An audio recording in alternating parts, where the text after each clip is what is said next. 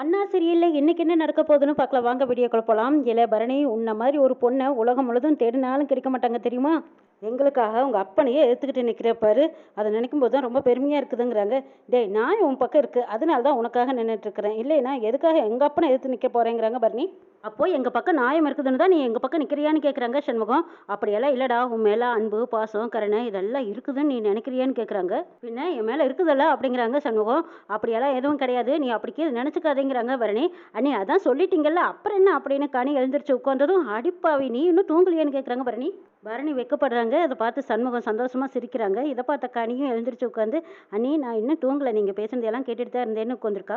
ஏங்க காலையில் முடிச்சு காப்பி வேண்டாம் தண்ணி வேணான்னு உட்காந்துருக்கீங்களே, யாரை எடுத்துக்கிட்டு இந்த உண்ணாவிரதம் இருக்கிறீங்கன்னு கேட்குறாங்க. எல்லாம் உனையை எடுத்துக்கிட்டு தான், நீ இனிமேல் பேச மாட்டேன்னு சொல்லு, நான் என்னோட விரதத்தை முடிச்சுக்கிறேன்னு சொல்கிறாங்க சவுந்தரபாண்டி.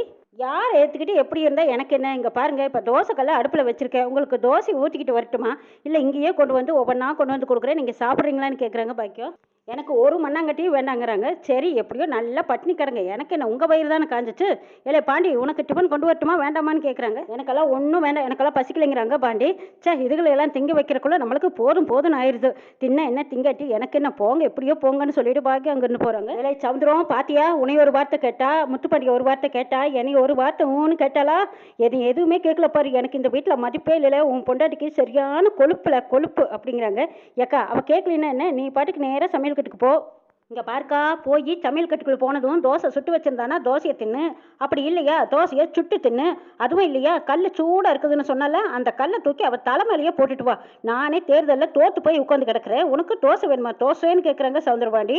அப்படியே குரமொழி முடிச்சுக்கிட்டு திருன்னு பார்த்துக்கிட்டே உட்காந்துருக்காங்க பாண்டியம்மா. சண்முகம் பூஜை பண்ணிட்டு இருக்கிறாங்க. வைகுண்டம் ஏலே சாமியெல்லாம் கும்பிட்றியே, குளிச்சியா குளிக்கலையேங்கிறாங்க. எப்போ உன்ன மாதிரியே நினச்சியா, நானும் கனி 2 பேரும் காலையில் எழுந்திரிச்சு நேரமே குளிச்சுக்கிட்டோம்ப்பாங்கிறாங்க சண்முகம். இல்லையே சாமி காரியம் இல்லையா, அதான் சுத்தபத்தமாக இருக்க வேண்டாமாங்கிறாங்க வைகுண்டம். இங்க பார்ப்பா, அதுக்கு மேல முக்கியமான விஷயம், இந்த மாதிரி வேண்டுதல் எல்லாம் வச்சா முதல்ல வீட்டுல எல்லாத்துக்கிட்டையும் சொல்லணும், அது தெரியுமா உனக்குங்கிறாங்க சண்முகம். ஊர்க்காரங்க எல்லாருமே சண்முக வீட்டுக்கு வந்திருக்காங்க. வாங்க வாங்க எல்லாரும் என்ன திடீர்னு வந்திருக்கிறீங்களேன்னு கேட்குறாங்க. அது ஒன்றும் இல்லைங்க, ஏதெல்லாம் பரணி பாப்பா ஜெயிச்சிட்டாங்கல்ல, அவங்களுக்கு பதவி ஏற்பு விழா நம்ம கோயிலையும் ஆஃபீஸ்லேயே அந்த பதவி ஏற்பு விழா வச்சிடலான்னு இருக்கிறோங்கிறாங்க. அடடா அருமையான விஷயமாச்சு, நல்ல விஷயம் தாங்கிறாங்க. முறைப்படி உங்ககிட்ட சொல்லிட்டு அழைச்சிட்டு போகலான்னு வந்திருக்கோங்கிறாங்க. சரி எப்போன்னு சொல்லுங்க, நாங்கள் குடும்பத்தோட வந்துடுறோங்கிறாங்க பரணி. முறைப்படி பதவி ஏற்றுக்கிட்டு கணக்கு வழக்க வாங்கிட்டீங்கன்னா நாங்களும் திருப்தியாக இருப்போமாலங்கிறாங்க. சரி என்கிட்ட சொல்லிட்டீங்க, அந்த திருட்டு கும்பல்கிட்ட சொல்லிட்டீங்களா? அதாங்க என் மாமனார் சவுந்தரபாண்டி கிட்ட சொல்லிட்டீங்களான்னு கேட்குறாங்க சண்முகம். 20-30 வருஷமா கணக்கு வழக்கெல்லாம் யாருக்கிட்டையும் காட்டாமல் ஒளிச்சு வச்சிருந்தாங்கல்ல, இப்போ கணக்கு கேட்கறக்கு ஆள் வந்துருச்சல்ல, அவங்க கிட்ட காட்டணுமல்ல, அவங்க கிட்டயும் ஒரு சத்தம் நீங்கள் சொல்லணுமல்லங்கிறாங்க சண்முகம். முறைப்படி உங்களை அழைக்கணும், அழைச்சாச்சு, அடுத்தது அவர் தான் போய் பார்க்க போகிறோங்கிறாங்க. சரி அவங்கள கௌரவப்படுத்துறதா சொல்லி அழைக்காதீங்க, முறைப்படி கணக்கு வழக்கெல்லாம் கொண்டு வந்து காட்டணும்னு சொல்லி அழைச்சிட்டு வாங்கன்னு சொல்கிறாங்க சண்முகம். ஏன்னா சந்தடி சாக்கில் தப்பிக்கத்தான் பார்ப்பாங்கங்கிறாங்க. அப்படி விட்டுருவோமா, கணக்கு வழக்கு காட்டாம நாங்க விட மாட்டோம், அதெல்லாம் நாங்க பார்த்து கேட்டுக்கிறோம்ப்பா, போயிட்டு வரோம்னு சொல்லிட்டு போறாங்க. டேய் சண்முகம், அவங்க கணக்கு வழக்கெல்லாம் கொண்டு வந்து காட்டுவாங்களான்னு கேட்குறாங்க பரணி. பரணி இப்பவே பார்த்து கேட்கறதா நல்லது, இல்லைன்னா வராம விட்டுருவானுங்கிறாங்க சண்முகம். சரிடா எப்படியோ பாப்போம் என்னதான் நடக்குதுன்னு அப்படின்னு நினைக்கிறாங்க. சவுந்தரபாண்டி வீட்டுக்கு உறுப்பினர்கள் அத்தனை பேர் வந்திருக்காங்க. சவுந்தரபாண்டி பார்த்துட்டு அவங்க எல்லாத்தையும் திட்டுறாங்க. இப்போ எதுக்குள்ள எம்பட வீட்டுக்கு வந்திருக்கிறீங்க, அதான் எம்பட மவளை ஜெயிக்க வச்சுட்டீங்களா, அப்புறம் எதுக்கு என்ன தேடி வந்திருக்கிறீங்க? நீ இல்லைங்கய்யா உங்ககிட்ட ஒரு விஷயம் பேசலான்னு வந்தோம், ஒரு மண்ணாங்கட்டியும் வேண்டாம், என்கிட்ட எதுவும் பேசுறதுக்கு ஒன்றும் இல்லை, எல்லாருமே துரோகிக யாரும் எம்பட வீட்டு வாசலாக மதிக்க கூடாது, எல்லாரும் மரியாதையை வெளியில போயிடுங்கன்னு சொல்றாங்க சவுந்தரபாண்டி. ஒரு முக்கியமான விஷயம் சொல்றதுக்கு தான் வந்திருக்கோங்கிறாங்க. உங்களோட ஒரு முக்கியமான விஷயமும் எனக்கு எதுவுமே வேண்டாம், மரியாதையை வெளியில போயிருங்கன்னு சொல்றாங்க.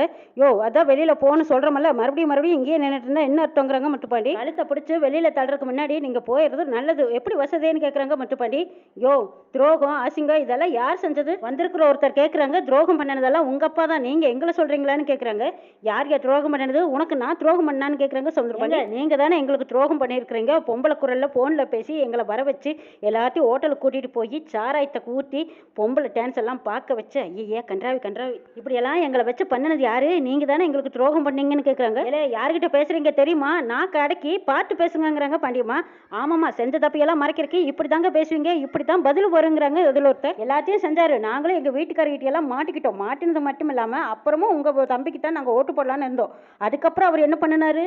ஈவு இறக்கமே இல்லாமல் எங்கள் பிள்ளைங்களெல்லாம் கடத்திக்கிட்டு போய் பாம் வச்சிருவேன்னு மிரட்டினாரு. பெத்த வயிறு பத்திக்கிட்டு எரியுது, நீங்கள் ஓட்டு போடலைன்னா பிள்ளைங்களாம் பிஞ்சிருவாங்கன்னு பாமை கட்டி எங்களுக்கு வாட்ஸ்அப்பில் மெசேஜ் அனுப்பிச்சு மிரட்டினா. உங்களுக்கு தான் ஓட்டு போடலான்னு நினச்சோம், நீங்கள் கொஞ்சம் கூட யோசிச்சு பார்க்காம எங்கள் பிள்ளைங்க உசுரெல்லாம் உங்கள் கையில பிடிச்சி வச்சுக்கிட்டு எங்கள்கிட்ட விளையாட்டு கட்டிட்டீங்க. இப்போ சொல்லுங்கள், அந்த பிரசிடென்ட்டுக்கு சண்முகம் தான் குழந்தைகளை பூரா காப்பாற்றி எங்கள் வயிற்றுலேயே பாலை பார்த்தான். அவனுக்கு ஓட்டு போடாமல் வேறு யாருக்கு ஓட்டு போட முடியும்? இப்போ சொல்லுங்கள் பார்க்கலாம், நீங்கள் பண்ணின துரோகமா இல்லை நாங்கள் பண்ணின துரோகமான்னு கேட்குறாங்க. அப்படி செஞ்சானா? அப்படின்னா எல்லாரும் அவன் வீட்டுக்கு போக வேண்டியதானே? என் வீட்டுக்கு எதுக்கு வந்தீங்க? எல்லாரும் நல்லா சப்பு சப்புன்னு காப்பி குடிச்சிட்டு போலன்னு வந்தீங்களா? போங்க போங்க, எல்லாம் அவன் வீட்டுக்கே போங்க. என்ன வீட்டுக்கு எதுக்கு வந்தீங்கன்னு கேட்குறாங்க சவுந்தரபாண்டி. இப்போ போக போறீங்களா? நின்றுக்கிட்டே இருந்தா இதாலேயே அடிச்சு துரத்திடுவேன் அப்படின்னு சொல்லிட்டு முன்னாடி இருந்த ஏதோ ஒரு பீங்கான் எடுக்கிறாங்க. எங்க என்னங்க பேசிட்டு இருக்கிறீங்க? வீட்டுக்கு வந்தவங்களை இப்படியே அடிச்சு துரத்துருவேன்னு பேசுவீங்க அப்படின்னு பாக்கியம் ஓடி வராங்க. ஊருக்கு பெரிய மனுஷங்க வீட்டில இப்படித்தான் பேசுவீங்களான்னு கேட்குறாங்க. யார் பெரிய மனுஷங்க? இவனுங்க மூஞ்சி பார்த்தாவே முறையை பாரு, இவனுங்கெல்லாம் துரோகிக, சரியான துரோகிக அப்படிங்கிறாங்க சவுந்தரபாண்டி. மரியாதை கெட்டிடும், போயிடுங்க பார்க்கலாம் அப்படிங்கிறாங்க. வந்துட்டு எனக்கு தூக்கிட்டு சொந்த கதை சோ கதையெல்லாம் பேசுறதுக்குன்னு பாண்டியம்மா ஒரு பக்கம் தீட்டுறாங்க. என் மருமக ஒரு அறை அரைஞ்சானா நீங்க ஒருத்தரும் தாங்க மாட்டீங்க, மரியாதை வெளியே போங்க ஐயாங்கிறாங்க பாண்டியம்மா. அட சும்மா இருமா, நாங்க என்ன காப்பிக்கு விதிக்கிட்டா வந்திருக்கோங்க? முக்கியமான விஷயம் சொல்ல வந்திருக்கோம், சொல்ல வேண்டிய விஷயத்த சொல்லிடுறோம். நாளைக்கு காலையில டாக்டர் பரணி அம்மா தர்மகர்த்தா பதவி ஏத்துக்கிறாங்க. நாளைக்கு காலையில 10 மணிக்கு பதவி ஏற்பு விழா, நீங்க எல்லாரும் வந்து கலந்துக்கணும்னு சொல்றாங்க. இதுக்கு நாளைக்கு அவ பதவி ஏத்துக்குவா, அவளுக்கு முன்னாடி நான் கை கட்டி உட்காந்துக்கிட்டு அவளுக்கு மாலை மரியாதையெல்லாம் போட்டு நான் அழகு பார்க்கணுமான்னு கேட்குறாங்க சவுந்தரபாண்டி. எல்லாரும் அவளுக்கு தானே ஓட்டு போட்டீங்க, நீங்களே பதவி ஏற்பு விழா நடத்துங்கிறாங்க. உங்களோட டாக்டர் அம்மாவை பதவி ஏற்கிற விழாவுக்கு கௌரவிக்கிறதுக்காக வர சொல்லல. நீங்க இவ்வளவு நாளா கணக்கு வழக்கு வச்சிருக்கீங்கல்ல, அந்த கணக்கு வழக்கையும் சாவியும் இந்த ரெண்டையும் நாளைக்கு பதவி ஏற்பு விழாவில் டாக்டர் பரணி அம்மா கிட்ட கொண்டு வந்து நீங்க ஒப்படைக்கணுங்கிறாங்க. நாங்க உங்களை வீடு தேடி வந்து மரியாதை கொடுத்தெல்லாம் அழைக்க வரல, இதுக்காகத்தான் நாங்க அழைக்கிறதுக்கு வந்திருக்கோம்னு சொல்றாங்க. ஆஹா, வசமா மாட்டினாரான்னு நினைக்கிறாங்க சனியன். ஐயோ, பரணி பதவி ஏற்றுக்கிட்டேன்னா கோயில்ல திருட்டு நகையெல்லாம் கண்டுபிடிச்சிருவாளே, இப்ப வசமா மாட்டிக்கிட்டேனே, இப்ப என்ன பண்றது ஒன்னும் புரியலையே நிக்கிறாங்க சவுந்தரபாண்டி. எல்லாரும் ஜெயிலுக்கு போறதுக்கு தயாராகிக்கங்கன்னு வேற சொன்னாலே ஐயோ நெஞ்செல்லாம் படபடுக்குதே நிக்கிறாங்க. ஐயா, நீங்க கண்டிப்பா கட்டாயமா பதவி ஏற்பு விழாவுக்கு வந்துதான் ஆகணும். அப்படி ஒரு வேலை வரலன்னு வச்சுக்கோங்க, கமிட்டி மெம்பர்ஸ் எல்லாருமே போய் போலீஸ்ல கம்ப்ளைண்ட் கொடுத்துருவான்னு சொல்லி மிரட்டுறாங்க. ஏங்க, அவங்க நடைமுறை தானே சொல்றாங்க, நீங்க தானே முறைப்படி போய் கணக்கு வழக்கெல்லாம் ஒப்படைச்சிட்டு வரணுங்கிறாங்க பாக்கியம். அதுக்கு தான் உங்களை கூப்பிடுறாங்க, நீங்க போயிட்டு வாங்கன்னு சொல்றாங்க பாக்கியம். 3 பேரும் வாயடிச்சு நிக்கிறத பார்த்தா எனக்கு என்னமோ தப்பா படுதுங்கிறாங்க சிவபாலன். என்ன முளைக்கிற முளையை பார்த்தா எதுவுமே சரியில்லையேங்கிறாங்க. ஏய் ஒத்த ஓட்டு, என் வீட்டு சோத்த தின்ன ஓட்டு, எனக்கு எதிராகவே வேலை பார்க்குறேன் நீ, சாம அங்கேயே வாயை மூடிக்கிட்டு நிற்கணும்னு அப்படின்னு சவுந்தரபாண்டி சிவபாலனை மிரட்டுறாங்க. ஐயா, நீங்க என்ன பேசினாலும் சரி, நாளைக்கு காலையில 10 மணிக்கு டான்னு நீங்க அங்க வந்து நிக்கணும். கணக்கு வழக்கெல்லாம் கையோட கொண்டு வந்திருக்கு, சாவியை மறந்துடாதீங்க, கொண்டாந்துருங்கன்னு சொல்லிட்டு ஊர் பெரியவங்க போறாங்க. சவுந்தரபாண்டி பேசவே அப்படியே இழுப்பு வர மாதிரி நடிக்க ஆரம்பிச்சுட்டாங்க. இனிமே அவங்களா பார்த்து வாய் திறந்து சொல்லி அந்த சாவியை எடுத்து கொடுக்குற வரைக்கும் கிடக்கட்டும் அப்படின்னு நினைச்சுக்கிட்டாங்க சவுந்தரபாண்டி. கையொரு பக்கம் காலொரு பக்கம் வாயொரு பக்கம் கண்ணொரு பக்கம் இழுத்துக்கிட்டு நடிக்க ஆரம்பிச்சிட்டாரு. எல்லாருமே பயந்து அரண்டு மறண்டு போயிட்டாங்க. ஐயோ, கை காலெல்லாம் இழுத்துக்கிடுச்சு, உடனே ஆஸ்பத்திரி கொண்டுகிட்டு போய் பாருங்கன்னு சொல்றாங்க. அதுல ஒருத்தர் என்னமோ இது உண்மையா வந்த விழுப்பு மாதிரி தெரியலன்னு சொல்றாங்க சிவபாலன். எதுக்கும் ஆம்புலன்ஸ் வர சொல்லிடலாமாங்கிறாங்க. டேய் முதல்ல பரணியை வர சொல்லிடாங்கிறாங்க பாக்கியம். சவுந்தரபாண்டி சாவியை கொடுக்கறதுக்கு முன்னாடியே படுத்த படிக்க ஏறிட்டாங்க. இந்த பக்கமா சண்முகம் பரணி பறந்து அடிச்சுக்கிட்டு வெகு வேகமா வந்து இறங்குறாங்க. வந்ததுமே பரணி வாழ வந்து பாரு, உங்க அப்பாவை பாரு அப்படின்னு அழுகுறாங்க பாக்கியம். கல்லு மாதிரி இருந்த மனுஷன் இப்ப கைகள் வராம படுத்து கிடக்குறாங்களே, நான் என்னதான் பாவம் பண்ணோம் பாரு பரணிங்கிறாங்க அழுகுறாங்க. கொஞ்சம் நெஞ்ச பாவமா பண்ணியிருக்காரு, இவர் செஞ்ச பாவத்துக்கெல்லாம் இப்படித்தான் சாமி அப்பப்ப தண்டனை கொடுத்துட்டே தான் இருப்பாருங்கிறாங்க. பரணியும் செக் பண்ண அவங்களுக்கு சந்தேகம் வருது. ஏய், நீ ஒருத்தையே எப்படி பாப்ப, எதுக்கும் ஆஸ்பத்திரி கொண்டு போயிடலாங்கிறாங்க சண்முகம். அதுக்கெல்லாம் தேவையே இல்லைன்னு தான் நினைக்கிறேன், இருடா கொஞ்சம் என்னதான் பார்க்கலாம் அப்படின்னு பார்த்துட்டு இருக்காங்க. பிபி கொஞ்சம் கூடுதலாக தான் இருக்கு, அதுக்காக ஸ்ட்ரோக் வர்றதுக்கெல்லாம் வாய்ப்பு இல்லையே, என்ன ஒன்றும் புரியலையேன்னு பார்க்குறாங்க பரணி. அப்பா கண்ணு திறங்கிறாங்க, என்னால் முடியலைங்கிறாங்க சந்திரபாண்டி. அம்மா, சண்முகம் சொல்கிறது கரெக்ட் தான், முதல்ல போய் ஸ்கேன் எடுக்கணும், எம்ஆர்ஐ ஸ்கேன் எடுக்கணும், ஹாஸ்பிட்டலுக்கு போய் தான் ஆகணும்னு பரணி சொல்கிறாங்க. இல்லை முத்துப்பாண்டி சீக்கிரமாக ஆம்புலன்ஸுக்கு போன பண்ணுங்கிறாங்க பாக்கியம். அந்த நிலைமையிலேயும் சவுந்தரபாண்டி நல்லா ஹாஸ்பிட்டலுக்கு வரமாட்டேன்னு சொல்கிறாங்க. இவங்க சொல்கிறத பாண்டியம்மாவும் முத்துப்பாண்டியும் புரிஞ்சுக்கிட்டாங்க. அம்மா, இந்த நிலைமையிலையும் உன் புருஷனுக்கு புடிவாதம் குறைதான்னு பாருங்கிறாங்க பரணி. மருந்து மாத்திரையெல்லாம் கொடுத்து வீட்லேயே வச்சு பார்த்துக்க முடியாதான்னு கேட்குறாங்க எஸ்கி. அதெல்லாம் முடியாது எஸ்கி, மூளைக்கு போகிற ரத்த குழாயில் ரத்தம் உறைஞ்சிருக்கும் போல இருக்கு, உறைஞ்சு போனதுனால தான் இந்த மாதிரி ஒரு ஸ்ட்ரோக் வருங்கிறாங்க. உள்ளுக்கால உடம்புக்குள்ள என்னெல்லாம் டேமேஜ் ஆயிருக்குன்னு தெரிஞ்சதுக்கு அப்புறம் தான் அவங்களுக்கு எந்த மாதிரி ட்ரீட்மெண்ட் எடுக்க முடியும்னு சொல்ல முடியுங்கிறாங்க பரணி. சவுந்தரபாண்டி அந்த நிலைமையிலையும் கோணச்சுக்கிட்டு பேசுறாரு. நான் ஆஸ்பத்திரிக்கெல்லாம் வரல, ஆஸ்பத்திரி ட்ரீட்மெண்ட் எல்லாம் இருக்கு வேண்டாங்கிறாங்க. ஏ பரணி, அவர் தான் சொல்றாருல ஆஸ்பத்திரிக்கு வரமாட்டேன்னு, ஆஸ்பத்திரி ட்ரீட்மெண்ட்லாம் வேணும் வேண்டாம், அவர் அப்படியே சரியாயிடுவாருங்கிறாங்க முத்துப்பாண்டி. அதானே சவுந்தரபாண்டி வரமாட்டேன்னு சொல்றான்ல, 3வது மனுஷனுக்கு தெரியாமையே இங்கிருந்தே வைத்தியம் பாருல அப்படிங்கிறாங்க பாண்டிமா. ஏ, உங்களுக்கெல்லாம் அறிவு இருக்கா இல்லையா, இவருக்கு உடனே உடம்புல மருந்து செலுத்தியே ஆகணும், அதுவும் தவிர 24 மணி நேரமும் நம்ம கண் பார்வையில் வச்சிருந்ததான் ஆகணுங்கிறாங்க பரணி. கூட இருந்து ஒரு நர்ஸ் பார்த்தே ஆகணுங்கிறாங்க. ஏன் உங்க அம்மா இல்லையா, நர்ஸ் மாதிரி உங்க அம்மா பார்த்துக்க மாட்டாளான்னு கேட்குறாங்க பாண்டிமா. ஆஸ்பத்திரியில் கொடுக்குற மருந்து மாத்திரை எல்லாம் நீ கொடுக்க போற, உங்க அம்மா பார்த்துக்க போறா, இதுக்கப்புறமா எதுக்கு ஆஸ்பத்திரின்னு கேட்குறாங்க. யோ முட்டாளத்தை என்ன இவருக்கு அடிக்கடி ஸ்கேன் பண்ணணும், எம்ஆர்ஐ ஸ்கேன் எடுக்கணும், 1000 செக்கப் வீட்டில் வச்சு பண்ண வசதி இருக்கான்னு கேட்குறாங்க. ஐயோ சவுந்தரபாண்டி வேற வரமாட்டேன்னு சொல்றா, நீ வேற கூட்டு போய் ஆகணுங்கிற இல்லையா பரணி, என்னதான் பண்றதுங்கிறாங்க பாண்டிமா.